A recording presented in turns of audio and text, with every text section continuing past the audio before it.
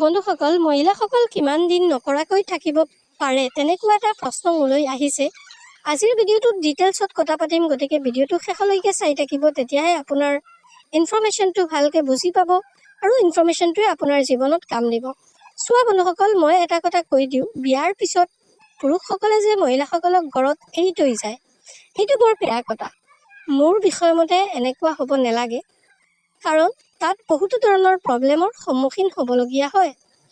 বন্ধুসকল, তাৰ আগত এটা কথা কৈ দিওঁ, আপুনি যদি যৌন সমস্যাৰ যিকোনো কথা মোৰ লগত পাৰ্চনেলিভাৱে পাতিব বিচাৰে বা তেনেকুৱা সমস্যাৰ সমাধান পাব বিচাৰে, তেনেহ'লে আপুনি মোৰ হোৱাটছএপত কণ্টেক্ট কৰি কথা পাতিব পাৰিব। কিন্তু এইটো এটা পেইড প্ৰক্ৰিয়া হ'ব, যাৰ কাৰণে ফিজ পে' কৰি কথা পাতিব লাগিব।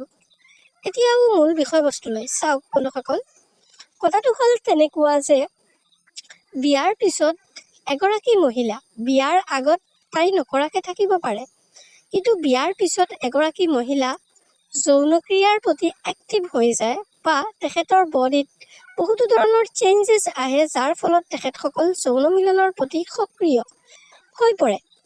আৰু তেনে অৱস্থাত যদি গিৰিয়েকে এৰি থৈ যায়, তেতিয়াহ'লে মহিলাগৰাকীৰ বৰ কষ্ট হয়। মহিলাগৰাকীৰ যৌন সুখ পাবলৈ সক্ষম নহয়। আৰু যৌন সুখ এগৰাকী মহিলাৰ বা এগৰাকী পুৰুষৰ জীৱনৰ অত্যন্ত গুৰুত্বপূৰ্ণ বস্তু। সেইকাৰণে মই প্ৰেফাৰ কৰিম বিয়াৰ পিছত য'ত যোৱা নিজৰ ঘৈণীয়েকক লৈ লগত যাবা।